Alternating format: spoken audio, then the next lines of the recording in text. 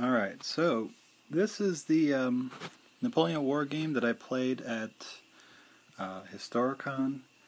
As you can see over here, we've got these dice. That represents that the river between those two dice is impassable. You have to use the bridge, and that's why we have units going for the bridge. Now, I only had to begin this line infantry, or the light infantry, line infantry, conscripts. These guys were off the board as reserves, so they didn't start on the board. I started with this heavy artillery here, which was awesome. Here's my general, and here's some conscripts. On the other side, I'll go over the other side. He did not have these landwehr units, but he did have a line, light line, and I believe this was heavy cavalry and light cavalry. So what he basically did was he started coming across the river.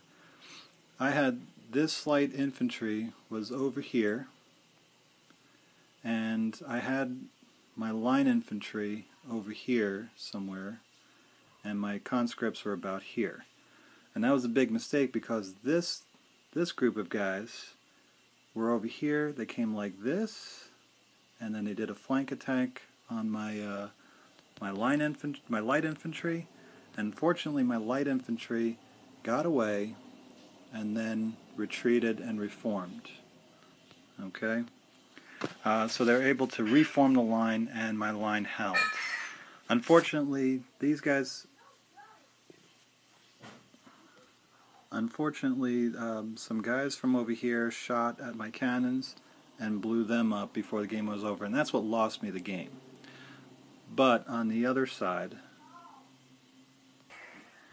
these guys, let's see, the cannon right over here unlimbered, and that's what fired at the end of the game that really messed me up. But over here I brought these guys in over here, formed a line. He couldn't get through. He was lining up for attack, and then I believe this is my heavy cavalry, came flying in over here and blew up one of his line infantry, and were setting up for just to roll up his flank. Now, he probably, if the game continued, would have sent his cavalry over here to try to stop me, but then these guys had enough room to get in there, and that just would have been a sweet roll-up. His landwehr were coming across the bridge, and I put my conscripts there to block him. And so I thought I was in a good tactical position, but unfortunately we ran out of time, and since he knocked out this this artillery over here, that was game number one to him. Just barely though, by like 1 point or 5 points, however the scoring system works. So I lost that game, but it was really a lot of fun. Alright, this was game 2, where the town was worth 3 victory points. Unfortunately, I only have this one photo, so I'm just going to do the best I can. The hill was worth 1 victory point, 2 victory points, so you got 1, 2, 3. Now, unfortunately for my opponent, he had a cavalry division, so he could not take the town, so I just walked straight in, and as you can see, my troops are in the town. So I already had 50% of the victory points. It was a little unfair to my opponent. I felt bad for him. He did the best he could. He swung around with his cavalry here, and he set up his artillery here, and waited for, and then had his other cavalry basically demonstrate over here. This infantry didn't show up until the end of the game. It really wasn't a factor. So he's, basically he was like this the whole game. And I occupied the town. I set up my artillery here. I had, let's see, I had some infantry hanging out protecting the artillery.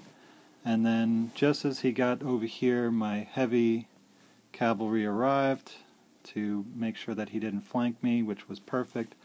And then my light cavalry arrived here and eventually ran across the field after I pushed away his cavalry and hurt his artillery, and then my artillery finished off the job, so he was gone. So it was a good battle for me. I held the hill for 1 point and the city for 3 points, so I got the victory in this matchup.